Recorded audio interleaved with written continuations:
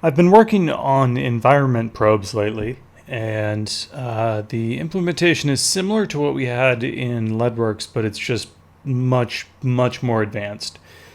So first of all, with the physically based rendering, the PBR materials, reflections are really important. Specular reflection with PBR, it's not just like some shininess that you add on top of the material color. It affects the entire material color, and like some materials will just appear black and won't show up at all unless you have that reflection data. So having good reflections is really critical. Now in this scene, I ended up splitting this little area up into three different probe volumes. And I'm not just scattering like a bunch of probes across the map. I'm actually like thinking out like how I want this to appear and behave, and doing this very precisely. So we have this area down here that is beneath this. Okay, so first of all, there's only one light source in the scene, and it's right here. I don't have any kind of icon or indicator for the light, but I promise you it's like right here, and you can tell because you can get an idea for where it is based on the specular reflection. It's like right under here. And so it's shining on this shelf here and on the floor below, but it's casting a shadow here. So no light is really visible underneath here if you're just going by direct light. And then we also have this self-illuminating object here. This is just a material with an emission color applied to it, and this is giving off some light too that we can see. So I decided to split this up into three areas. You have above the shelf here, which is quite bright. There's that probe. It's a volume, so probe, volume, whatever you want to call it, that's what it is. And then we have this one here for the common area. That's kind of a transition between the upper and the lower area. And then we have one more probe down here. Now you can see there's an inner box and an outer box. And this is a very extremely cool feature. Let's see. Let's go over to the properties here. And I'll show you exactly what this does. It's probably easier for me to just do it rather than... Okay. Well, it's pretty dark over here, so I can't really see what effect that's having. Let me scale this.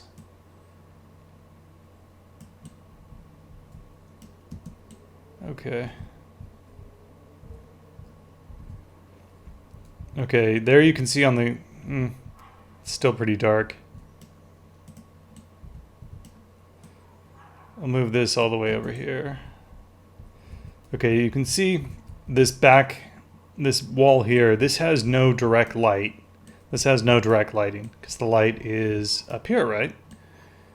So that's completely in the shade. The only illumination it's getting is due to the probe. And you can see it cuts off here. It goes from like light to black immediately. And that's because it's beyond the bounds of the probe volume. Well, if we want to make that a smoother transition,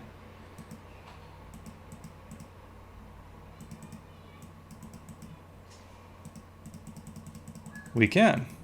And that's what these things do. This is the lower, so this is X, Y, Z, and this is the upper, so this is X, Y, and Z. The only issue I found is it's a little bit hard to like figure out which one is which.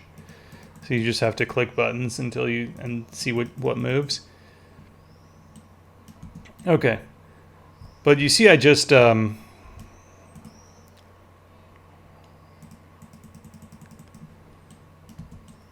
Okay, here's a sharp transition.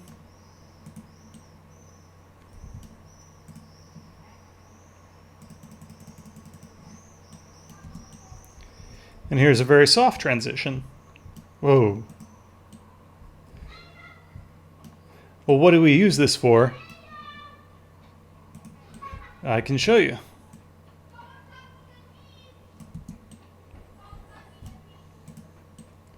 On this side, the volume is right up against the wall, so there's no need for any transition at all. So, in fact, we don't want one because we want the wall to still be illuminated. Because if we, let's see,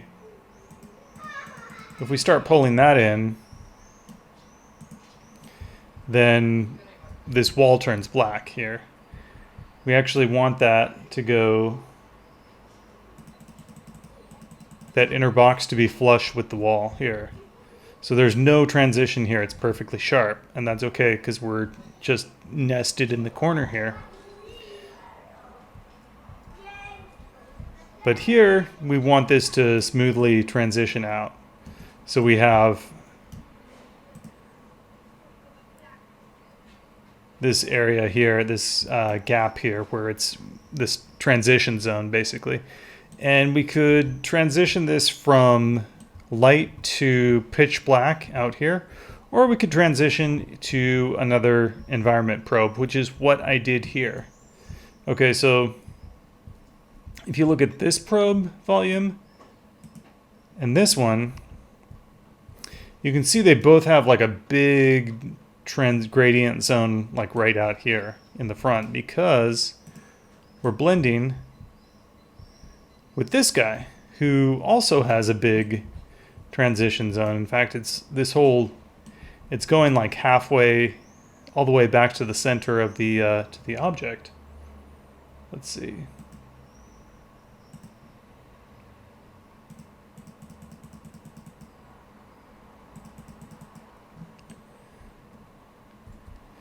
And if we take that away,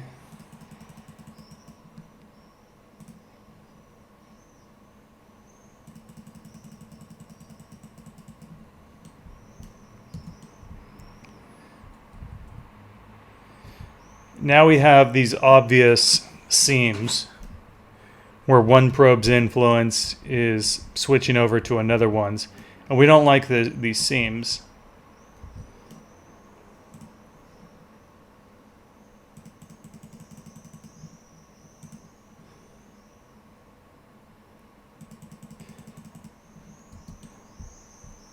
So in the area between two probes, we can just fade them softly from one to the other, and we get this nice continuous gradient here to where you can't really see where one begins and where the other one ends. This is very, very cool because you have complete control over this. Really like how this works. And of course the rendering with this stuff is very, very fast because it's just cube maps. It's just a really, really advanced implementation that gives you a lot of control over how the reflections act and work. Oh yeah, we can also, let's see. I cranked the brightness on all of these up quite a bit. Now that's a bug. Don't worry about that. And we can still adjust it even more. This is unnaturally bright, but I can adjust the brightness of all this stuff, and that just gives us a extra control over like how bright sort of the indirect lighting should be. And you can see here this self-illuminated surface. We've got like a soft reflection up here. You can see a little bit on the ceiling here. And it's not perfectly lined up, but it's pretty good. And if we combine this with screen space reflection, then when this area here is on the screen, we'll have the screen space information, so we can do screen space reflection, and so it will show up exactly. There'll be a perfect reflection. And then when it's not there, when it's off screen like this, well, you're not going to really notice that the reflection you're looking at, that the object that it reflects is slightly off position. You're not really going to notice that if it's off the screen. So I think this works out really, really well. This is similar to the stuff that id Software is doing with their latest rendering technology. But very, very cool. I mean, it takes a little bit of work, and there's definitely some artistry that goes into deciding, how these probes should be aligned. But it's not very hard to set up. I just did this in a couple of minutes, and it looks so good. And it runs super, super fast. I think this is a really versatile solution for indirect lighting. I think this is great.